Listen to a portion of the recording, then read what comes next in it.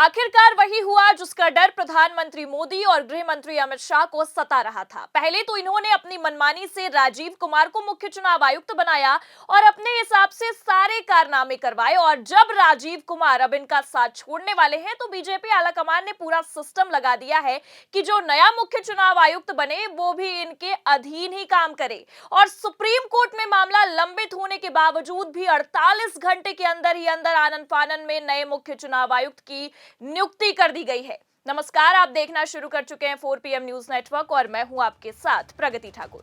एक बार फिर बीजेपी आलाकमान ने अपनी मनमानी कर ही ली, लेकिन फर्क सिर्फ इतना है कि इस बार ये मनमानी सुप्रीम कोर्ट में जा पहुंची है और आलाकमान को जमकर फटकार लगाई गई है। 48 घंटे में होने वाली सुनवाई से पहले ही बीजेपी ने अपने मन का नया मुख्य चुनाव आयुक्त बनाने के लिए पूरा सिस्टम लगा दिया और आनन फानन में पीएमओ की मीटिंग बुला ली। और मीटिंग में प्रधानमंत्री मोदी, गृह मंत्री अमित शाह और राहुल गांधी शामिल हुए। इनके बावजूद भी राहुल गांधी की एक ना सुनी गई, जिसे लेकर राहुल गांधी अब भड़के हैं और ज्ञानेश कुमार के मुख्य चुनाव आयुक्त के पद पर नियुक्त होते ही मामला सुप्रीम कोर्ट जा पहुंचा है, जिसके बाद से नए मुख्य चुनाव आयुक्त के साथ ही साथ बीजेपी आलाकमान भी बुरा फंसती नजर आ रही है। तो फिलहाल कैसे राहुल गांधी ने नए मुख्य चुनाव आयुक्त की नियुक्ति होते ही भारतीय जनता पार्टी की लंका लगा दी है, आपको बताएंगे। साथ ही साथ ज्ञानेश कुमार को नया मुख्य चुनाव आयुक्त बनाते ही बीजेपी ने अपनी तो लुटिया डुबोई ही, और तो और कैसे नए मुख्य चुनाव आयुक्त को भी फंसा डाला है उस पर भी आएंगे। लेकिन उससे पहले आप ये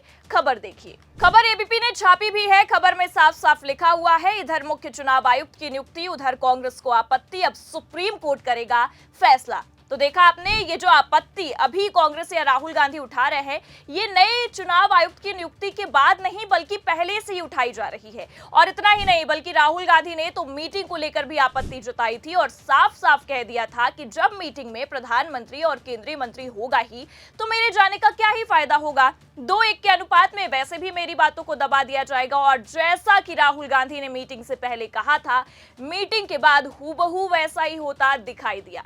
और एक बार फिर अपने सत्ता और पावर का फायदा उठाते हुए अपने मन की ही बीजेपी ने कर डाली है। लेकिन अब इसे लेकर विपक्ष तो विपक्ष बल्कि सुप्रीम कोर्ट भी काफी भड़क चुका है और पीएम मोदी से लेकर नए मुख्य चुनाव आयुक्त तक की लंका लगा दी है। देखिए एबीपी की खबर में आगे क्या लिखा है। देश के अगले मुख्य चुनाव आयुक्त पर सत्ता पक्ष और विपक्ष आमने सामने आ गए हैं। इस पद के लिए ज्ञानेश कुमार के नाम पर मुहर लगाई गई है, लेकिन कांग्रेस को उम्मीद है कि यह नियुक्ति रद्द हो सकती है। ऐसा इसलिए क्योंकि ये मामला सुप्रीम कोर्ट में है और 19 फरवरी यानी कि कल इस पर सुनवाई होनी है।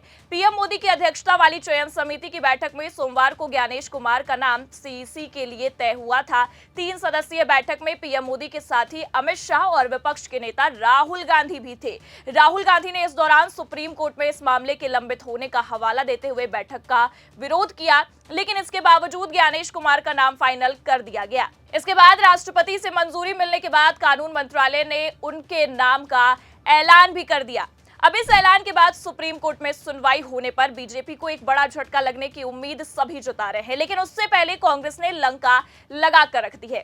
आपको बता दें कि कांग्रेस का ये साफ साफ कहना है कि आधी रात को जल्दबाजी में नए मुख्य चुनाव आयुक्त की नियुक्ति की अधिसूचना जारी कर दी गई। ये संविधान के खिलाफ है। पहले सरकार ने संशोधित कानून के जरिए चीफ जस्टिस को सीईसी चयन समिति से ही हटा दिया और अब इस मामले में सुप्रीम कोर्ट के फैसले का इंतजार भी नहीं किया जा रहा है।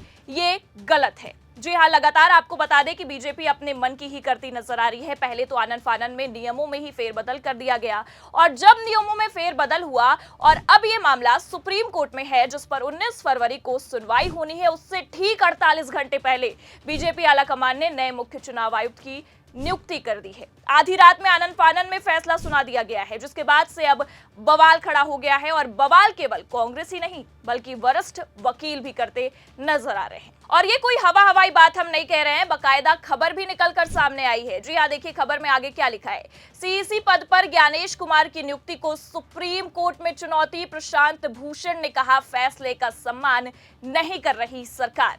अब आप सोचिए कि कांग्रेस से लेकर वरिष्ठ वकील तक सरकार के इस फैसले पर आपत्ति जताते नजर आ रहे हैं। उसके बावजूद भी सरकार एक बार फिर अपने मन की करती चली जा रही है। लेकिन इस बार सुप्रीम कोर्ट में मुख्य न्यायाधीश की कुर्सी पर सीजेआई खन्ना बैठे हैं, ना कि डीवाई चंद्रचूड़, जो कहीं ना कहीं सीजेआई खन्ना के तल्ख तेवरों को देखते हुए सरकार को भी ये उम्मीदें हैं कि सुप्रीम कोर्ट कुछ ऐसा धमाका या कुछ ऐसा फैसला ले सकता है कि बीजेपी आलाकमान के सारे खेल पर पानी फिर जाए। देखिए आगे खबर में क्या लिखा है। मुख्य चुनाव आयुक्त पद पर ज्ञानेश कुमार की नियुक्ति को सुप्रीम कोर्ट में चुनौती दी गई है। सुनवाई से एक दिन पहले ही भारत सरकार द्वारा मुख्य चुनाव आयुक्त की नियुक्ति का मामला सुप्रीम कोर्ट में उठा। एडीआर की तरफ से वकील प्रशांत भूषण ने इस मुद्दे को सुप्रीम कोर्ट के सामने रखा।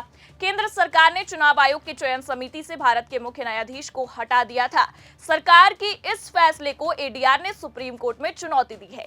इस मामले को सुप्रीम कोर्ट के सामने रखते हुए वकील प्रशांत भूषण ने कहा है कि सरकार ने सुप्रीम कोर्ट की संविधान पीठ के फैसले का सम्मान नहीं किया। हमारी मांग है कि बुधवार को सुप्रीम कोर्ट सबसे पहले इस मामले की सुनवाई करे। शीर्ष अदालत ने प्रशांत भूषण से इस मामले का उल्लेख 19 फरवरी को दोबारा करने के लिए कहा है, ताकि इस पर जल्द सुनवाई हो सके। तो देख सकते हैं आप कि हमारे देश की सत्तारूढ़ी पार्टी खुद को सुप्रीम कोर्ट के फैसले से भी ऊपर समझती है। जहां एक तरफ इसी मामले पर सुप्रीम कोर्ट में सुनवाई होनी है, अभी चर्चाओं का बाजार काफी गर्म था कि उतने में सुप्रीम कोर्ट के फैसला सुनाने से पहले ही बीजेपी आलाकमान ने सारे खेल को ही पलटने के लिए पूरा सिस्टम लगा दिया और तो और सुनवाई से पहले ही अपना मुख्य चुनाव आयुक्त नियुक्त कर दिया। वैसे अगर देखें तो चर्चाओं का बाजार तो पहले से ही गर्म था और कहीं ना कहीं खबरें भी निकलकर सामने आ गई थी कि अमित शाह के करीबी ज्ञानेश कुमार को नया मुख्य चुनाव आयुक्त बनाया जा सकता है। उनके नाम पर बीजेपी आलाकमान मुहर लगा सकते हैं, क्योंकि बीजेपी आलाकमान चुनाव के मामले में कोई रिस्क नहीं ले सकते। और आप देखिए सूत्रों के हवाले से जो खबरें आई वो अब सच होती भी नजर आ रही हैं और अमित शाह के करीबी ज्ञानेश कुमार को नया मुख्य चुनाव आयुक्त बनाया गया है। लेकिन मुख्य चुनाव आयुक्त बनते ही इतनी बड़ी मुसीबत में फंस जाएंगे ज्ञानेश कुमार, ऐसा तो कभी उन्होंने सपने में भी नहीं सोचा होगा। एक तरफ कांग्रेस ने मोर्चाबंदी कर रखी है, तो वहीं दूसरी तरफ सुप्रीम कोर्ट ने अलग ही रडार पर ले लिया है और सुप्रीम कोर्ट की रडार पर आते ही अब बीजेपी ज्ञानेश कुमार की भी लुटिया डूबने की पूरी संभावनाएं हैं, क्योंकि पूरा सिस्टम लगाकर भले से बीजेपी ने अपने मन की कर ली है, लेकिन अंतिम मुहर कल यानी कि 19 फरवरी को सुप्रीम कोर्ट ही लगाएगा। तो देखना यह होगा कि सुप्रीम कोर्ट के फैसले के बाद बीजेपी का क्या होता है और तो और नए मुख्य चुनाव आयुक्त का क्या होता है। लेकिन आपको क्या लगता है, अपनी राय कमेंट करके जरूर बताएं। खबर कैसी लगी लाइक और शेयर जरूर करें। चैनल पर नए हैं तो सब्सक्राइब और ज्वाइन करना भी ना भूलें। देखते रहिए 4PM न्यूज नेटवर्क। नमस्कार।